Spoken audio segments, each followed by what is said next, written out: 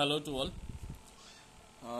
आज मैं एक नया टॉपिक लेके आया हूँ, that is colour in complex compound. Important topic है। एमसीक्यू टाइप ऑफ क्वेश्चंस आ जाते हैं या फिर कोई एक सिंपल सा शॉर्ट में क्वेश्चन आ जाता है कि आपको कोई एक कॉम्प्लेक्स दे दिया जाता है और बोल दिया जाता है कि ये कॉम्प्लेक्स ये कलर वाला एब्जॉर्प्शन दिखा रहा है, तो इसके रिगार्ड्स में ये कौन सा कलर शो करेगा। तो उसी के लिए मैंने यहाँ पे एक चार्ट बना के रखा है। ये चार्ट्स आपको बुक्स में मिल जाएगा एक्चुअली में, लेकिन हम यहाँ पे इसके लिए बात कर रहे हैं, that is colour in complex compound में।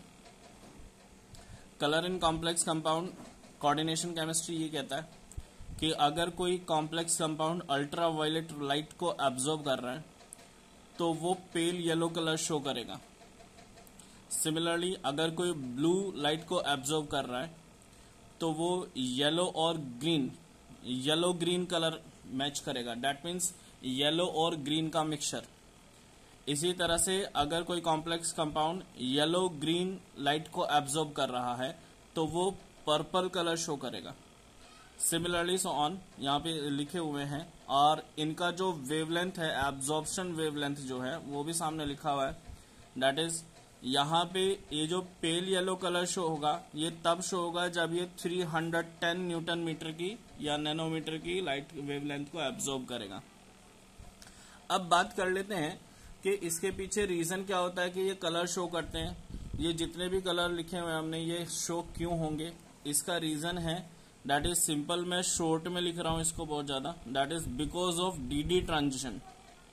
डीडी ट्रांजिशन का मतलब है कि अगर हमारे पास कोई कॉम्प्लेक्स कंपाउंड है, कॉम्प्लेक्स कंपाउंड में जो सेंट्रल मेटल एटम होते हैं, सेंट्रल मेटल एटम की outermost shell that means d, like 3D 4D 5D 6D et cetera, इनमें जो इलेक्ट्रॉन्स हैं अगर वो ट्रांजिशन दिखा रहे हैं ग्राउंड स्टेट से एक्साइटेड स्टेट में, तो ही कोई कॉम्प्लेक्स कंपाउंड अपना कलर शो करेगा। अगर ट्रांजिशन शो कर रहे हैं तो, अगर ट्रांजिशन नहीं है तो उसमें कोई भी कलर शो नहीं होगा। लाइक फॉर एन एग्जांपल यहाँ पे मैंने एक कॉम्प्लेक्स कंपाउंड लिया है, हेक्सा एक्वा टाइटेनियम थर्ड। यहाँ पे इसका ऑक्सीडेशन स्टेट +3 है, जिसकी वजह से यहाँ पर आउटर मोस्ट शेल का इलेक्ट्रॉनिक कॉन्फ़िगरेशन हो जाता है 4s0 and 3d1। D orbital में एक ही इलेक्ट्रॉन है। According to the crystal field theory, जब हम इसके T2G और EG सेट बनाते हैं, क्रिस्टल फील्ड थ्योरी देखने के लिए आप मेरी पिछली वीडियोस देख सकते हैं। क्रिस्टल फील्ड थ्योरी के लिए जब हम स्प्लिटिंग देखते हैं तो यहाँ पे T2G और EG सेट में होता है, तो ये जो D1 वाला इलेक्ट्रॉन है ये यहाँ पे सबमिट हो जाएगा, यानी कि XY सब ऑर्बिटल में। अगर ये कहीं से बाहर से एनर्जी एब्जॉर्ब करता है किसी भी वेवलेंथ का, जो हमने सामने लिखा हुआ है, इनमें से किसी भी वेवलेंथ का अगर ये एनर्जी अपने अंदर एब्जॉर्ब करता है तो ये ट्रांजिशन दिखाएगा। ट्रांजिशन दिखाएगा दैट मीन्स T2G सेट से निकलकर हायर एनर्जी स्टेट में जाएगा, दैट इज EG स्टेट में। EG स्टेट में गया तभी ये कलर शो करेगा अगर ट्रांजिशन हो रहा है तो। दैट मीन्स हम ये कह सकते हैं कि ये जो हमने सामने कॉम्प्लेक्स लिखा है ये कलर शो कर सकता है। ये कलर क्यों शो कर रहा है ये आपको समझ में आ गया होगा शायद, क्योंकि यहाँ पर इसका इलेक्ट्रॉन ट्रांजिशन कर सकता है, अपनी लोअर एनर्जी स्टेट से हाई एनर्जी स्टेट में जा सकता है after the absorbing some energy. Similarly अब ये जो ट्रांजिशन मैं आपको बता रहा हूँ कि ट्रांजिशन यहाँ से इधर हो सकता है, दैट मीन्स T2G सेट से EG सेट में हो सकता है। इसके लिए भी कुछ रूल्स हैं, रूल्स जिसको हम स्पिन सिलेक्शन रूल कहते हैं। स्पिन सिलेक्शन रूल्स हैं, और यहाँ पे लिगेंड की स्ट्रेंथ भी डिपेंड करती है। जैसे फॉर एन एग्जांपल मैंने यहाँ पे 2 कॉम्प्लेक्स कंपाउंड लिखे हैं, दोनों ही निकेल के हैं। एक है हेक्सा एक्वा के लिए और एक है हेक्सा साइनो के लिए। जब मैं हेक्सा एक्वा के लिए बात कर रहा हूं तो हेक्सा एक्वा में आप देखेंगे निकेल का जो ऑक्सीडेशन स्टेट है यहाँ पर +2 है। ऑक्सीडेशन स्टेट कैसे कैलकुलेट करेंगे, प्रीवियस वीडियो देख सकते हैं। निकेल का ऑक्सीडेशन स्टेट यहाँ पर +2 है, that means outermost shell का इलेक्ट्रॉनिक कॉन्फ़िगरेशन 4s0 3d8 होगा। हम कह सकते हैं कि यहाँ पर जो हम इलेक्ट्रॉन फिल करेंगे वो T2G सेट में और EG सेट में फिल कर लेते हैं according to the crystal field theory. T2G set में यहाँ पर जब हम इलेक्ट्रॉन्स और EG सेट में इलेक्ट्रॉन्स फिल करते हैं तो देखेंगे T2G सेट में 3 पेयर्स बन रहे हैं और EG सेट जो है सिंगल पेयर्स में है। तब यहाँ पर आप देखेंगे, पहले मैं बात कर रहा हूं सिर्फ और सिर्फ DD ट्रांजिशन की। DD ट्रांजिशन कब पॉसिबल होगा? DD ट्रांजिशन पॉसिबल होने के लिए यहाँ पर एक रूल बताया गया है जिसको कहा गया है spin selection rule. Spin selection rule. DD transition कब होगा?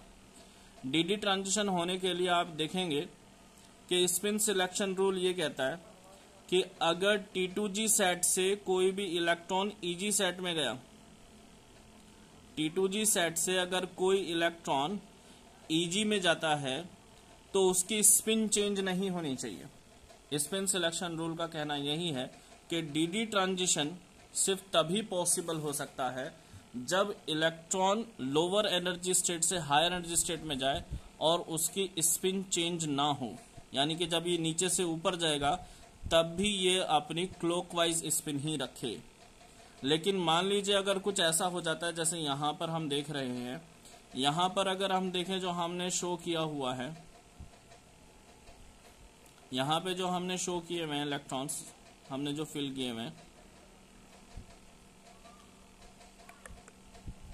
That is EG and T2G। तो अब मान लीजिए अगर ये इलेक्ट्रॉन मुझे ऊपर पहुंचाना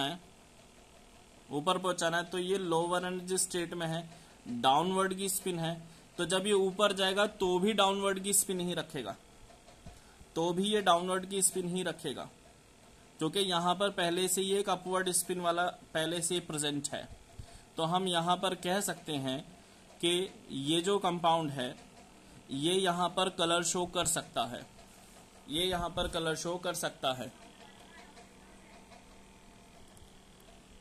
इसी तरह से जब मैं यहाँ पर बात करता हूँ इसके लिए, तो मैं यहाँ पे तो कह रहा हूँ कि ये जो इलेक्ट्रॉन है अगर ये ट्रांजिशन में आ गया, नीचे वाला लोअर एनर्जी स्टेट वाला जो इलेक्ट्रॉन है अगर ये ऊपर जाएगा तो ऑब्वियसली हमेशा एंटी क्लॉकवाइज स्पिन ही रखेगा। जैसे यहाँ पर है, नीचे की तरफ इसका एरो है तो ऊपर जाएगा तो भी नीचे की तरफ ही रहेगा, क्योंकि यहाँ पर पहले से ये ऊपर की तरफ फील्ड है। अब आप यहाँ पर आ जाइए, तो मैं कह सकता हूँ कि ये जो कॉम्प्लेक्स कंपाउंड है ये कलर शो कर रहा है, कलर शो कर सकता है। अब आते हैं हम इस वाले केस पर जहां पे यहाँ पे लिगेंड लिया गया है साइनो।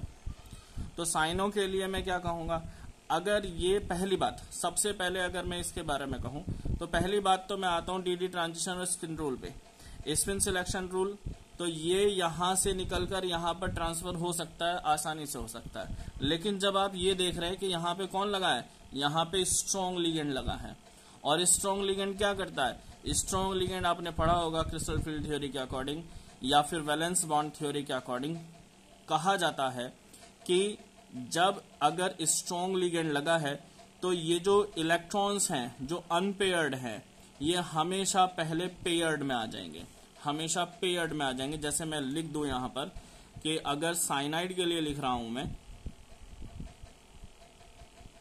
साइनो के लिए, दैट मीन्स इस कंपाउंड के लिए लिख रहा हूं मैं, यहाँ पर टोटल इलेक्ट्रॉन्स हमारे पास 8 हैं, 3D में 8 इलेक्ट्रॉन्स हैं।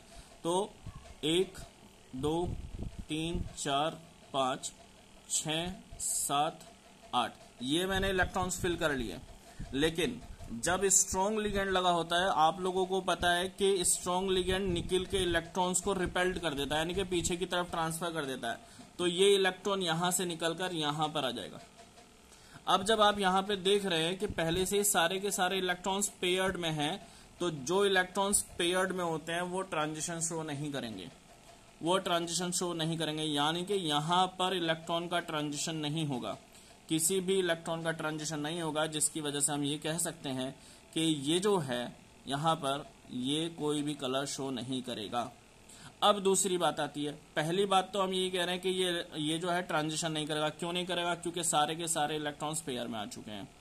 अब दूसरी बात, स्पिन सिलेक्शन रूल पे आ जाइए। स्पिन सिलेक्शन रूल में जब मैं यहाँ पे कह रहा हूं कि ये वाला इलेक्ट्रॉन भी यहां पर आ गया, ये इलेक्ट्रॉन भी यहां पर आ गया, तो अभी देखो 4 पेयर्स बन गए। अभी मान लीजिए इस इलेक्ट्रॉन को ऊपर जाना है, तो डाउनवर्ड स्पिन में है, ये डाउनवर्ड स्पिन में है। जब ये ऊपर जाएगा तो ये अपवर्ड स्पिन शो करेगा, क्योंकि ये पूरा जो सब ऑर्बिटल है ये पूरी तरह से ब्लैंक है। तो जब ये ऊपर की तरफ जाएगा तो ये ऊपर वाली स्पिन शो करेगा। जो स्पिन सिलेक्शन रूल ये कहता है कि ऐसा कभी भी पॉसिबल नहीं हो सकता कि अगर कोई इलेक्ट्रॉन लोअर एनर्जी स्टेट में एंटी स्पिन में है, यानी कि एंटी क्लॉकवाइज है और वो क्लॉकवाइज हो जाए, या फिर कोई क्लॉकवाइज है और वो एंटी क्लॉकवाइज हो जाए, तो स्पिन सिलेक्शन रूल कहता है कि ऐसे उसमें किसी भी तरह का ट्रांजिशन नहीं होगा। तो ये इस वजह से भी यहाँ पर कॉम्प्लेक्स जो है कलर शो नहीं कर सकता।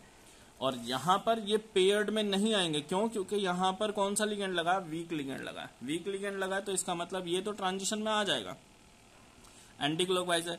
अनपेयर्ड है तो ये भी ट्रांजिशन में जा सकते हैं, यानी कि ये भी डीडी ट्रांजिशन में आ सकते हैं, लोअर एनर्जी स्टेट और हायर एनर्जी स्टेट में आ सकते हैं। अभी यहाँ पर एक क्वेश्चन आता है FeCN6-4 के लिए और यहाँ पर FeH2O6+2 के लिए। आप मुझे बताएं कि इनमें से कौन सा कलर्ड होगा और कौन सा अनकलर्ड होगा। ओके, तो ये पूरा एक कॉम्प्लेक्स कंपाउंड का चार्ट है, आप इसको देख सकते हैं। इसके लिए आप अपने किसी भी क्वेश्चन का आंसर दे सकते हैं। रीजन मैंने आपको बता दिया कि कोई भी कॉम्प्लेक्स कंपाउंड कलर कब शो करता है? जब उसमें डीडी ट्रांजिशन हो और वो स्पिन सिलेक्शन रूल फॉलो कर रहा हो, और साथ में आपको देखना पड़ेगा कि लिगेंड वहां पर स्ट्रॉन्ग लगा है या फिर वीक लगा है। अगर पेयरिंग में इलेक्ट्रॉन्स आ गए तो वो डीडी ट्रांजिशन में नहीं आते। ओके, इस तरह की और वीडियो देखने के लिए आप चैनल को सब्सक्राइब कर लें, देखते रहें और क्वेश्चन पूछ लें।